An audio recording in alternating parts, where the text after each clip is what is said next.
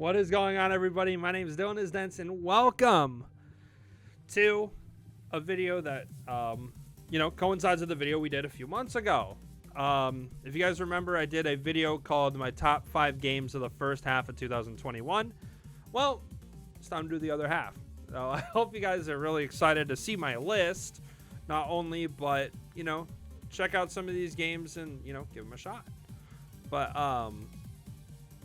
I've had some time to play some new games, had some times to visit games that came out in 2021 that I hadn't yet checked out, and of course, we had a lot of fun along the way.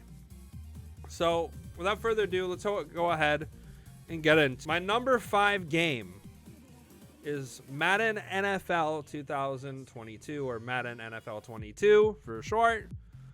Obviously, it's the latest entry in the football simulator franchise by EA. And, it's Madden. I'm a huge football fan. You've probably seen me wear Ravens clothing in videos and whatnot. I'm a football fan. So, obviously, Madden NFL 22 is another iteration. I think this year is a bit better than the last few years. They've improved some things here and there with gameplay. Some of it's still kind of glitchy. That's why it's at number 5. But I still tend to have a good time with the game. And of course, people in my Discord know I rage a lot when it comes to Madden. And I get really mad.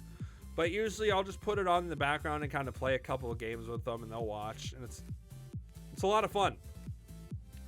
And obviously, the franchise mode has gotten some really good improvements. The character creation, though, it was a little weird because sometimes it'll glitch and your character will turn really pale, and it's kind of creepy more than anything. But the only problem, I think Face of the franchise is kind of lackluster this year, but they did improve franchise's overall feel. And as someone who plays franchise mode a lot, that makes me really happy. It makes me extremely happy. And, they made gameplay tweaks, made new X Factor abilities for players, and, it still feels like Madden, and that's the good thing at the end of the day. Obviously, I do not touch the Ultimate Team at all. I just kind of log in, see what's up. I usually try to make a Ravens theme team by the end of the game's life. So, we'll see what happens this year, but Madden 22 is my number 5 game. Number 4 is a game I actually started playing just about a month ago. It's called Knockout City. It actually came out in May, but I didn't try it out until, like I said, about a month ago. It was free on PlayStation, so I went ahead and gave it a chance, and I actually really enjoy it. It's a fresh game, and, the game actually does feel very fresh when you play it. Like, if you're coming into this game expecting something, you're not going to expect, what happens. It's a dodgeball game. You throw dodgeballs. You can curve dodgeballs around. You can super shot them. You can bomb your teammates into the air as a ball. You can literally throw your teammates too. The multiplayer, very good. Honestly, it's very fresh. Matchmaking, I guess, is not bad. Sometimes I do get higher level players because I play with higher skill level players, but that's on me for playing with higher level players. But it's okay. Customization is also really good for your brawler, so I really did enjoy that. The limited time modes they do for the seasons, and they do have a battle pass system, as most games do nowadays. And the battle pass, honestly, I have not bought it myself, but it doesn't look bad from what I am seeing. But you do have to play the game a lot to grind that battle pass all the way up. But it is definitely worth the buy, especially because it's only, I believe, $20. So you're not really wasting a lot of money. It's $20 and you're done. Then you can play it all the time. It's a very good game to, pass time by and play with your friends, especially if you do have a lot of friends that own the game. This is going to be a good buy. If you want to play something on your own, though, you could play this, but once again, the multiplayer experience is the best part about Knockout City. And that's why Knockout City is my number 4 game. Number 3, Mario Party Superstars. So much fun. All I gotta say is so much fun. Pretty much what they did is they took all of a lot of the older Mario Party minigames from Mario Party's past, and they just, boom, put them into one game. They even included 5 maps from past Mario Party games, and it's old classic style, roll the dice, move around the map. None of that other bullshit. Because honestly, I did not like Super Mario Party, which was the last game on the Switch for Mario Party. This is the definitive Mario Party game. So, you know, it has that $60 price tag, but it is definitely abso-freaking-lutely worth it. It is a game that you can play with your friends. You can play online even with friends. You know, it still has the feel of Mario Party, regardless how you play it. Obviously, it is best played with friends and family, but you can also play on your own if you just want to earn stuff, and you can do that. I just recommend you play with friends, though. It makes it a lot more fun, and it makes the chaos even more chaotic, obviously. And that's literally why Mario Party Superstars is my number 3. But also, when Connor actually came into town, we played with some friends, and it was a blast. So it's a definite must-buy on my list, especially if you do own a Switch. But that is why Mario Party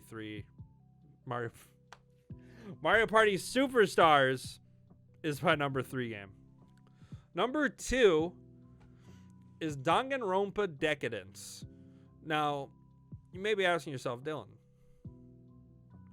what is Danganronpa? And it is a game, a visual novel by Spike Chunsoft. And it's about a bunch of students.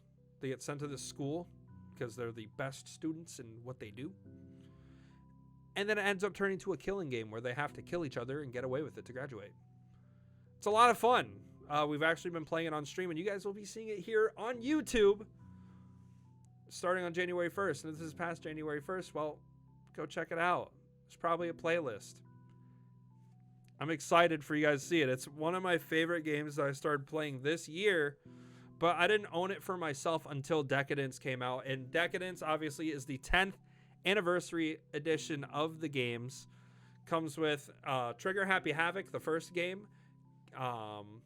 Believe Goodbye Despair is the second one, then Kill in Harmony, and then it comes with a board game style game that, you know, just came out. It's brand new, and you can play it all on the Switch version of this title. And, you know, it's like I said, Trigger Happy Havoc I started playing this year, but now we're actually going to go ahead and play through it all on stream, and then eventually you guys will see it here on YouTube. So if you do want to see that stuff early, make sure to go follow me on Twitch. It's been a ton of fun, and, you know, we've been enjoying the crap out of the games. But Danganronpa Decadence is definitely got to be my number 2. And of course, that means my number 1 spot, by no surprise and no shadow of a doubt, is Pokemon Brilliant Diamond and Shining Pearl.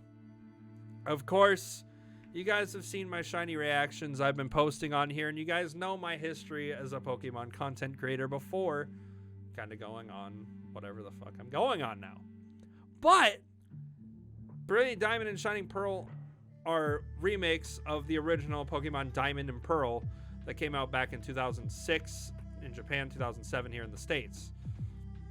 It was my favorite Pokemon game as a kid, and getting to actually play through this game again made me fall in love with Pokemon all over again. It's the old formula, had the same feel as it did 15 years ago, and, you know, there's nothing else this year that could have topped it. I don't think any game this year could have topped it, because it's just been so fun. Even though technically I started playing Genshin this year, for games that released in 2021, this is number 1 for me, because it made me fall back in love with Pokemon. And, you know, it's my favorite region, my favorite set of Pokemon. I could actually shiny hunt these legendaries in their home region for the first time.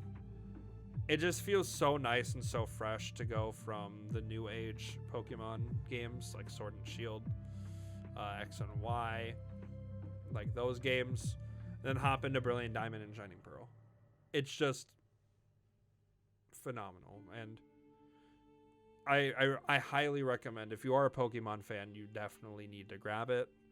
It's been so much fun, even with Legends Arceus coming out literally in January. You should still check this one out. It's definitely worth playing, and I think it's better than Sword and Shield by far, but I think it's definitely one of the best remakes they've done. And some people may disagree because it's a 1-to-1 remake, but, you know, I think otherwise. But guys, that is my top 5 back half games for 2021. And I hope you guys did enjoy this year, because it's kind of been an insane year, especially with stuff still ongoing in the world. We still had our game releases, and, you know, it's been a lot of fun. And I'm really happy that It Takes Two, which was on my other list, actually won Game of the Year. So applause to Hazelight Studios for that. Obviously, that was probably my second favorite game this year. If I had to choose one that released this year, it would have to be It Takes Two at second. But thank you guys so much for watching, and I'm looking forward to playing a lot of new games this coming year. And obviously, my name is Dylan Dents. I'll catch you guys in the next video. Peace.